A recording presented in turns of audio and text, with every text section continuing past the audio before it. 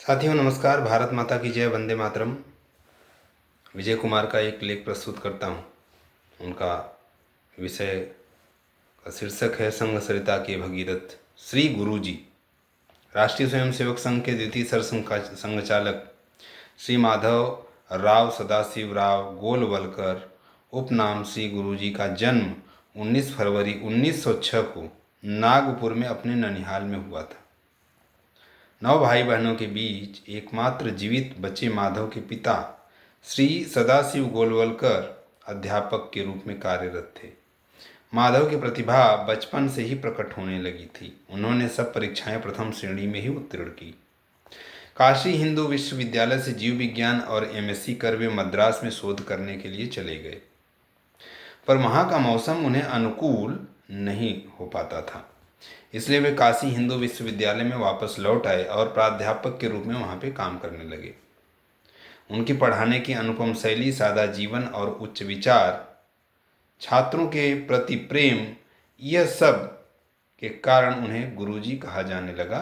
बच्चे सब और अन्य लोग भी गुरुजी के नाम से उनको संबोधित करने लगे। इसी दौरान वे संघ से परिचित भी हुए। संघ के विचार, कार्यप्रणाली तथा डॉक्टर हेडगेवार से वे बहुत प्रभावित हुए। श्री गुरुजी एक आध्यात्मिक विभूति भी थे। नागपुर में वे रामकृष्ण मिशन के संपर्क में भी थे। बंगाल के सारागाछी आश्रम में उन्होंने विवेकानंद के गुरु भाई अखंडानंद से दीक्षा ली, पर इसके कुछ ही दिन बाद स्वामी जी का देहांत हो गया। इसलिए वे नागपुर आकर संघ को समर्पित हो गए। 1940 में डॉक्टर हेडगेवार के देहांत के बाद वे सरसंघचालक बने। उनके कार्यकाल में संघ पर न केवल बाहरी अपितु आंतरिक रूप से भी भारी संकट आया। इस तूफान से उन्होंने संगठन की नाव को कैसे निकाला, यह उनके जीवन का एक महत्वपूर्ण पहलू है। 1940 में जब वे सरसंघचालक बने, तब संघ का काम देश के हर राज्य में पहुंच चुका था। हर राज्य में शाखा लगती थी। विभाजन की आशंका से ग्रस्त पंजाब और सिंध में प्रायः सभी नगरों और बड़े गांवों में शाखा लगती थी। हर शाखा पर औसत 200-250 युवक आते थे। विभाजन के दौर में स्वयंसेवकों ने पंजाब में हिंदू और सिखों को सुरक्षित भारत में लाने में बड़ी महत्वपूर्ण भूमिका निभाई। बहुतों ने अपना बलिदान दे दिया। पर जब संघ विस्थापितों की सेवा और पुनर्वास में लगा था, तभी एक भारी संकट आन पड़ा। 30 जनवरी 1948 को नाथूराम गोडसे ने गांधी जी की हत्या कर दी। जहां तक कि नाथूराम गोडसे का संघ से कोई प्रत्यक्ष लेन देन भी नहीं था, कोई संबंध ही नहीं था, पर नेहरू जी ने इस कांड में संघ को लपेट लिया। वस्तुतः वे संघ की बढ़ती शक्ति से चिंतित थे। नेहरू जी, उन्हें लगता था कि संघ सत्ता पर कब्जा करना चाहता है, इसलिए वे उसे कुचलना चाहते हैं। उन्होंने संघ पर प्रतिबंध लगा दिया और श्री गुरु जी को भी जेल भेज दिया। श्री गुरु जी ने पत्र लिखकर उन्हें समझाने का प्रयास किया। सरदार पटेल जानते थे कि संघ निर्दोष है, पर वे भी नेहरू जी की जिद के आगे बेबस पड़े हुए थे। वामपंथी सोच वाले नेहरू जी को लगता था कि संघ के रहते हुए भारत में रूस की कार्बन कॉपी नहीं बना सकते। इसलिए उन्होंने श्री गुरु जी से मिलना तो दूर, उनके पत्र के उत्तर तक नहीं दिए। मजबूर होकर संघ ने सत्याग्रह का सहारा लिया। हजारों स्वयंसेवक जेल को चले गए।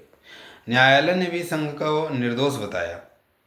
अब लोग पूछने लगे कि संघ का दोष क्या है। तब नेहरू जी ने संघ का संविधान न होने का बहाना बनाया।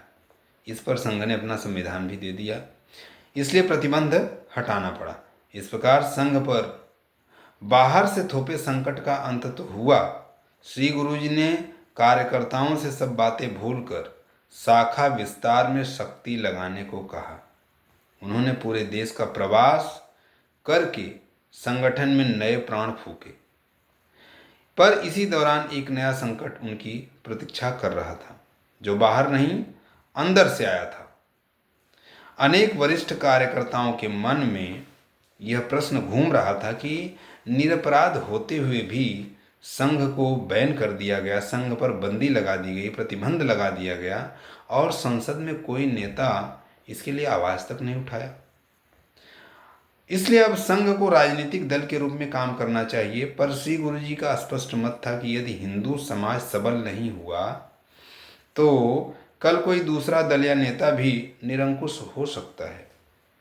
जब कुछ कार्यकर्ताओं ने बहुत जिद की तो उन्होंने साफ कह दिया कि मुझे डॉक्टर हेडगेवार ने शाखा चलाने के लिए सरसंघचालक बनाया है, इसलिए मैं तो यही करूँगा। जिन्हें दूसरा मार्ग पसंद है वे इसके लिए स्वतंत्र हैं। यदि सब लोग भी संघ छोड़ देंगे तो मैं नए सिरे से संघ शुरू करूँगा। उनका प्रसिद्ध वाक्य था, आई शैल बिगन फ्रॉम द बिगनिंग।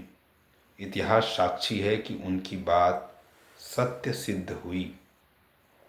आगे चलकर भारत में अनेक राजनीतिक दल बने, पर अधिकांश भ्रष्टाचार, वंशवाद, अपराधीकरण और मुस्लिम तुष्टीकरण की राह पर चल रहे थे। स्वयंसेवक भी लोकतांत्रिक प्रक्रिया का पालन करते हुए राजनीति में जाए, इससे वे सहमत थे। इसलिए जब डॉक्टर श्यामा प्रसाद मुखर्जी ने भारतीय जनसंघ की स्थापना की तो उनके आग्रह पर श्री गुरुजी ने नानाजी देशमुख, पंडित दीनदयाल उपाध्याय, सुंदर सिंह भंडारी, अटल बिहारी वाजपेयी जैसे कार्यकर्ता उन्हें दिए। डॉक्टर मुखर्जी के असमय निधन से जनसंघ की बागडोर पूरी तरह इन लोगों के हाथ में आ गई। इस दौरान अनेक वरिष्ठ कार्यकर्ता संघ छोड़ गए। आगे चलकर प्रायः उन सबको अपनी भूल अनुभव हुई। वे फिर से संघ के काम में लगे, पर उस समय जो क्षति हुई उसकी पूर्ति नहीं हो पाई। इस संकट में भी श्री गुरुजी ने संघ की नौका को सकुशल पार कराया। देश में सतत भ्रमण के दौरान कार्यकर्ताओं से उनकी भेंट होती थी। देश की दशा और दिशा के प्रति वे सदा जागरूक रहते थे। इसलिए उन्होंने स्वयंसेवकों को समाज के जीवन के अनेक नए क्षेत्रों में काम करने के लिए प्रेरित किया। आज संघ की प्रेरणा से चल रहे अनेक बहुचर्चित संगठनों की स्थापना उन दिनों ही हुई थी। विश्व हिंदू परिषद, राष्ट्र सेविका समिति, अखिल भारतीय विद्यार्थी परिषद, भारतीय मजदूर संघ, वनवासी कल्याण आश्रम, विद्या भारती आदि अनेक ऐसे नाम हैं जो अपने अपने क्षेत्र में आज शीर्ष पर है। यह श्री गुरुजी की दूरदर्शिता का ही परिणाम था।